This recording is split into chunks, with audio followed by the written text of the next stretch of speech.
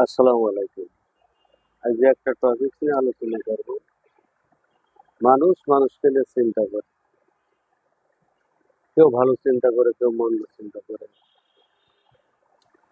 তো অবশ্যই অধিকাংশ মানুষই মানুষকে নিয়ে ভালো চিন্তা করে। আর মানুষকে ভালো কিছু উপহার দেয়। শব্দ, শব্দের মধ্যে যে ভাষাগুলো আছে সেগুলো। তো আমরা আসলে নেগেটিভ চিন্তাটা বেশি করি। নেগেটিভ চিন্তাটা করাটা আমাদের জন্য ঠিক হয় না। মানুষ মানুষের পাশে থাকবে, মানুষ মানুষকে সহযোগিতা করবে।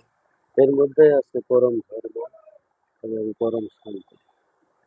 তা আসলে দেখেন যে উম, আমাদের অতি কাছে